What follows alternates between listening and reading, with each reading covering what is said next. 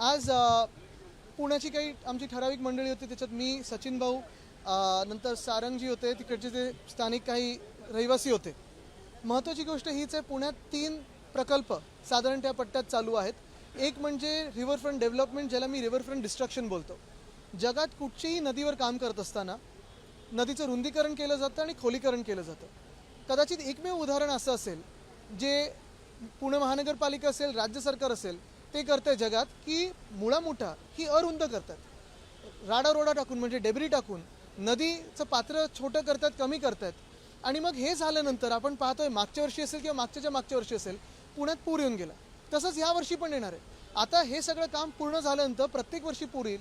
तर पंकजाताईंना मी, मंत्री महोदयांना विनंती केलेली आहे की आपण स्वतः लक्ष घालावं. मी जेव्हा लक्ष घातलं होतं, आम्हाला दिसलं होतं की रेड लाईन, ब्लू लाईन ह्या सगळ्या ह्या कामासाठी बदलल्या गेल्या होत्या, खोट्या दाखवल्या होत्या. जे काही एन्व्हायरमेंट क्लिअरन्स 2018मध्ये घेतलं होतं ते निकषच वेगळे होते आणि जे आता काम चालू आहे ते वेगळे.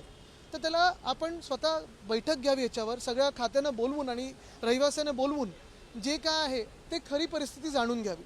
तसंच दुसरं म्हणजे वेताळ टेकडीचा विषय आहे. वेताळ टेकडी ही पुण्यातली एक प्रसिद्ध टेकडी आहे. अनेक लोक तिथे सकाळी किंवा दुपारी वगैरे चालायला जातात. हिरवेगार टेकडी आहे, तिथून बोगदा जातो आहे, फ्लायओव्हर जाणार आहे, मेट्रो जाणार आहे आणि एकंदर जिथे गरज नाही आहे तिथे हे सगळ्या गोष्टी होत आहेत. आपल्याला आठवत असेल, एखाद वर्षापूर्वी सगळ्या पुणेकरांनी येऊन ह्युमन चेन फॉर्म केली होती आणि सगळ्यांनी सांगितलं होतं जर हे काम पुढे गेलं तर आम्ही कोणालाही मतदान करणार नाही, आम्ही बहिष्कार टाकू. झालं, निवडणुका होऊन गेल्या तेव्हा भाजप बोलली होती की आम्ही करणार नाही. पण आता निवडणुका झाल्यानंतर पुन्हा एकदा त्या प्रकल्पाला जोर लावत आहे. त्याचे कन्सल्टंट कोण आहेत, कुठच्या पक्षाचे आहेत, हे सगळं जर आपण जाणून घेणं गरजेचं आहे. आणि परत एकदा ह्या प्रकारची आणि ह्या प्रकल्पाची खरोखर पुण्याला गरज आहे का, हा एक प्रश्न आहे. आणि तिसरं म्हणजे नवीन महाबळेश्वर, हे काही जे फुगवलं जातो आहे ते नवीन महाबळेश्वर कशासाठी, कोणासाठी, कोणी जागा घेऊन ठेवली आहे, कोणाच्या जागा हडपल्या जाणार, त्याच्यात ह्याचा अभ्यास करूनच हा प्रकल्प पुढे न्यावा. आज मुख्यमंत्र्यांनी एक गोष्ट जाहीर केली की जे भोंगे आहेत ते भोंगे काढले जातील. जे डेसिबल सांगितले त्याच्यापेक्षा जास्त आवाजाचे जे भोंगे असतील ते सगळे विसरवले जातील, तसे आदेश सुद्धा गृह विभाग देईल. चांगलं आहे. केंद्र सरकार ह्यांचंच आहे, राज्य सरकार ह्यांचंच आहे, प्रशासन ह्यांच्याच हातात आहे. तर त्यांनी प्रशासनाचं काम करावं, जे हायकोर्टची ऑर्डर त्याचं पालन व्हावं.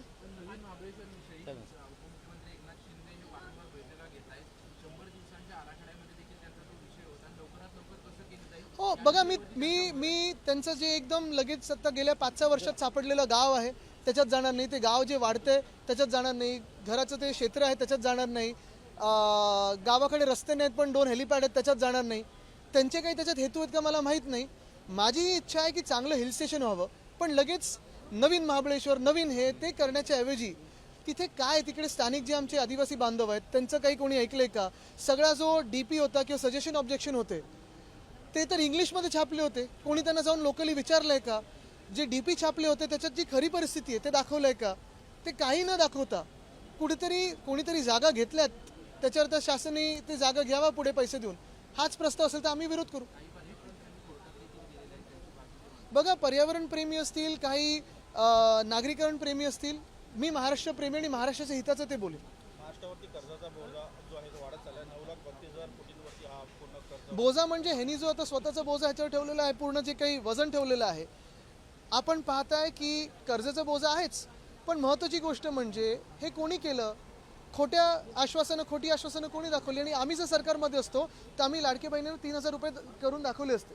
पण आज आपण पाहतोय, काल रात्री पण मी पूर्ण ते बजेटचं डॉक्युमेंट चालत होतो. खरोखर त्याच्यात एक सुद्धा गोष्ट काही त्याच्यावर बोलण्यासारखी नाही आहे. 8 स्मारकं की 9 स्मारकं सांगतायत, पण ज्या स्मारकाचं, शिवस्मारकाचं जलपूजन केलेलं प्रधानमंत्री महोदयांनी, त्याच्यावर एक चकार शब्द नाही ह्या पुस्तकीत. तसं पाहायला गेलं तर मुंबईत एक सुद्धा नवीन गोष्ट नाही आली, कुठच्याही जिल्ह्यामध्ये नवीन गोष्ट नाही आहे. स्वतःच्या काही लोकांना आणि स्वतःच्या आवडत्या लाडक्या कॉन्ट्रॅक्टरना पैसे आहेत, पुढे काही नाही. उल्लेख केलेला आहे. विधानसभा निवडणुकीप्रमाणे महायुतीने जाहीरनाम्यात 2100 रुपये देऊ असं म्हटलं. काल हाच प्रश्न आम्ही अजित पवारांना विचारला, तर ते पत्रकारांची ओरड आहे आणि आमच्या जाहीरनाम्यात आहे नाही, आम्ही कसं कुठं वक्तव्य केलं असं बोलले. आता हेच तुम्हाला सांगतो मी, तेव्हा 2100 देऊ बोलले होते, आता किती देतात? 1,500 देतात. 46,000 कोटी दाखवले होते, आता किती देतात? 33,000 कोटी. बरं, यादीत पण कपात सुरू केलेली आहे. आमची तर मागणी हीच होती काल आणि अपेक्षा ही होती की दिल्लीच्या बहिणी आणि महाराष्ट्राच्या बहिणीत फरक न होता 25 इकडच्या पण बहिणींना द्यायला पाहिजे होते. पण आज आपण बघतोय महाराष्ट्राची किंमत ते काय लावतात. महाराष्ट्राला कुठच्या नजरेतून पाहतात? नुसतं लुटायचं, छळायचं आणि फसवायचं एवढंच भाजप आणि भाजपच्या मित्रपक्षांचं धोरण आहे. यांचा एक विषय आलेला आहे, त्यांची एक ऑडिओ क्लिप व्हायरल कोणाचं? प्रकाश सोळंके यांची. ते म्हणाले की मी 10-12 कोटीमध्ये आमदार झालो, अनेकांना 40-45 कोटी रुपये लागतात. काही काही मर्सिडीज पण बोलतात.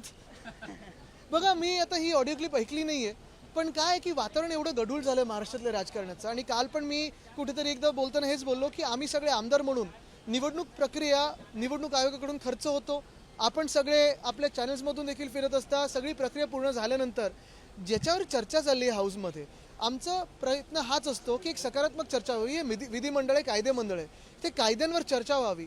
दोन्ही बाजूनी जे काही सूचना येतात, काही चांगले असतील काही वाईट असतील, चांगले असतील विरोधी पक्षाचे जरी असले तरी ऐकून घ्या, मान्य करा. महाराष्ट्र तसंच तर पुढे जाईल. माजी आरोग्यमंत्री तानाजी सावंत आदित्यजी आरोग्य मी काही ठराविक घाणीवर बोलत नाही. तानाजी सावंत यांच्या काळात एक ॲम्ब्युलन्सचा घोटाळा झाल्याचं समोर आलंय. शेकडो ॲम्ब्युलन्स खरेदी केल्या, करोडो रुपयाच्या केल्या, एकही ॲम्ब्युलन्स दिली नाही, एकही ॲम्ब्युलन्सचा उपयोग झाला नाही, पैसे गेला पण नाही. ॲम्ब्युलन्स मला वाटतं खेकड्याने खाल्ले असतील. आदित्यजी सविस्तर प्रतिक्रिया अपेक्षित आहे. सविस्तर प्रतिक्रिया म्हणजे आता सविस्तर प्रतिक्रियेसाठी जे काही विषय आपल्या समोर येतात, मग तो MMRDचा घोटाळा असेल, सिस्ट्रा कंपनीचा घोटाळा असेल, जे फ्रान्सच्या देशदूतांनी लिहिलेलं आहे. अनेक घोटाळे आम्ही आपल्या समोर आणलेले आहेत. काही काही तर मला वाटतं इकडून तिकडून CM ऑफिसमधून वगैरे पण येत असतात आपल्या हाती. पण मुख्य गोष्ट हीच आहे की या घोटाळ्यांचं पुढे होतं काय. भोजन थाळी आणि आनंदाचा शिरा यांसारख्या योजनाला या अर्थसंकल्पातून कुठेच तरतूद नाही, त्यामुळे या बंद होण्याच्या मार्गावर आहे. शिंदे गट बंद होतं का? हळूहळू ते पण होणार आहे. शिवसेना शिंदे गटाचे पदाधिकारी लालसिंग पुरोहित, त्यांच्या त्यांनी एका कुटुंबाची फसवणूक केली होती, ते तुम्हाला येऊन भेटले. हो, त्या कुटुंबाने मला माझी भेट घेतली. त्या दिवशी नेमकं सुरेश उर्फ भैया जोशी यांनी मराठी विरुद्ध काही बोलून दाखवलं होतं, महाराष्ट्र विरोधी काही बोलून दाखवलं होतं. पण त्याच वेळी मला ते कुटुंब येऊन भेटलं होतं. आमचे अखिल चित्रे यांनी ते कुटुंब माझ्याकडे आणलं. मी मुख्यमंत्र्यांना पत्राद्वारे विनंती केली होती आणि तशी ती कारवाई पुढे झाली. मध्ये काही शायनर लोक गेले आहेत श्रेय ढापायला, त्यांना ढापू दे श्रेय, पण जसं त्यांनी दुकान ढापलं होतं तसं श्रेय ढापण्याचा प्रयत्न करतात. आणि तुम्हाला माहिती आहे ढापाढापी त्यांची चालू असते. पण ढापी आणि थापा मारणं हे शिंदे गटाची खासियत आहे. तसं न करता कुठेही आम्ही श्रेयवादात पडणार नाही, कुठेही एक तीळ मात्र श्रेय घेणार नाही, कारण मला ह्या घाणेरड्या गोष्टीचं श्रेय घ्यायचं नाही आहे. जरी ते काम झालं असेल, मी त्या कुटुंबाला शुभेच्छा देतो. आणि तो जो कोण व्यक्ती आहे, लालसिंग कोण तो आहे, तो किती दिवस आता आत राहतोय हे पण मला बघायचं. सगळ्यात कमी निधी दिला गेलेला आहे, 3 नंबरचा निधी दिला गेला आहे. भाजपला 1 लाख कोटी आणि शिवसेना शिंदेला 87,000. ये तो सिर्फ ट्रेलर है, पिक्चर अभी बाकी है.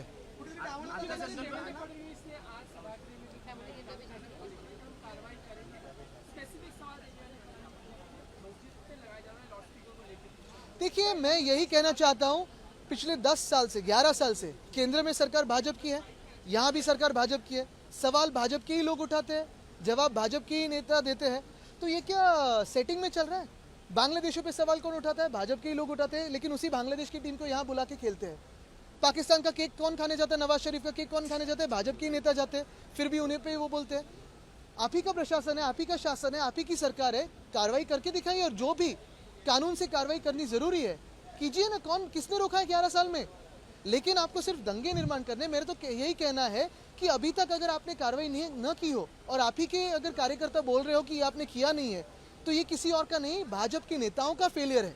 सरकार में क्या एकनाथ शिंदे को दरकिनार किया ना? ग्रामपंचायतीचा अभ्यास नाही आहे आणि अर्थसंकल्पाबद्दल बोलण्याचं काय आहे? कोण काय झालं? बाम जास्ती झालं? ग्रामपंचायतीचा अभ्यास नाही आहे इथल्या अर्थसंकल्पाला, त्यांना अर्थसंकल्प कोणी अभ्यास नाही केला? तुम्हाला मंत्र्यांचं ते बोलतायत, कोणाचं ते गृहराज्यमंत्री वगैरे ज्यांना उत्तर नाही देतात.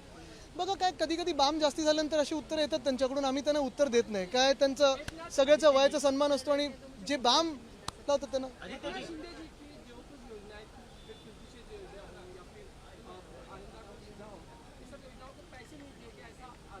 अभी सिर्फ उनकी एक ही योजना चल रही है, सूरत भाग के जाओ योजना चल रही है, शायद वापस भागना पड़ेगा उनको. एबीपी माझा, उघडा डोळे बघा नीट.